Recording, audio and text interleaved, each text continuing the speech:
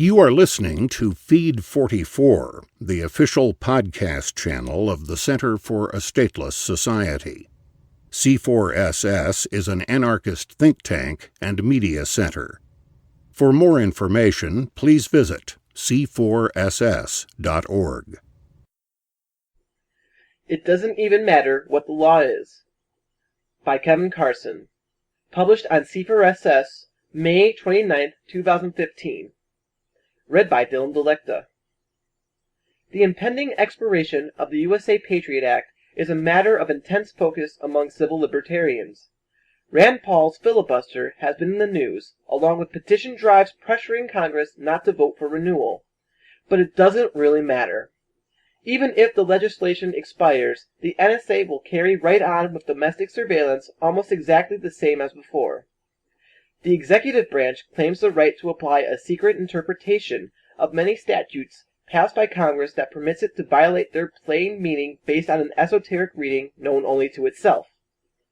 The Foreign Intelligence Surveillance Court will almost certainly rubber stamp bulk data collection even without USA Patriot, based on the executive's bare assertion that it is necessary to protect the national security, and loopholes in earlier legislation can probably be stretched to allow continued surveillance as well. So long as the physical means of surveillance continues to exist at Fort Meade, the NSA and other federal spooks will spy on us just as long as they feel like it. Anarchists frequently argue that lobbying to change the law is a waste of time and effort.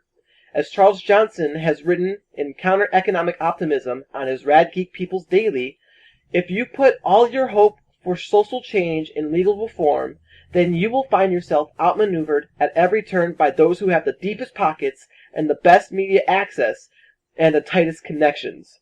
There is no hope for turning this system against them, because after all, the system was made for them and the system was made by them.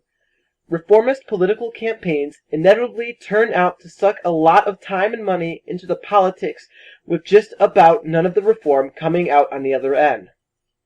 But the sheer cost and effort of agitating to change the law doesn't even take into account that what the law says is irrelevant if the executive arm of the state ignores it.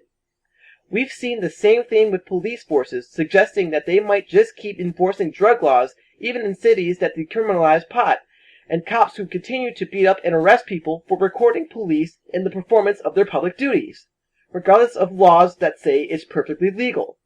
For that matter, some of the most important things the state has done for decades and continues to do are already illegal on paper.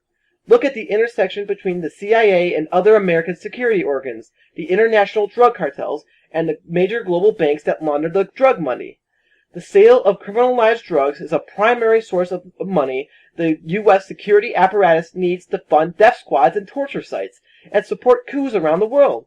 Just look at the marketing of crack cocaine on the streets of Los Angeles to fund the Contras terrorism against the people of Nicaragua. The U.S.-backed Northern Alliance was able to replace the puritanical Taliban as the government of Afghanistan because it allowed the cultivation of opium poppies, a major source of income for impoverished rural Afghans, in the territory it controlled. After the U.S. installed the new regime, Afghanistan became the opium center of the world. States exist to serve economic ruling classes. Trying to capture the apparatus of the capitalist state and reform the system is a losing game. In any case, with liberatory technologies like cheap, small-scale production machinery and network communications, and the kind of convivial associations for mutual aid and cooperation, described by Peter Kropotkin, which existed before the state suppressed them, we have no material need for any function the state provides. The state is only important insofar as it can stop us from building a networked, self-managed, post-capitalist society amenable to human values. And that threat can be met far more effectively and cheaply by bypassing the state's enforcement capabilities and then ignoring it, than by participating in the political process to obtain permission to build the kind of society we want. You've been listening to Feed 44, the official podcast channel of the Center for a Stateless Society. C4SS is an anarchist think tank and media center. For more information, please visit c4ss.org.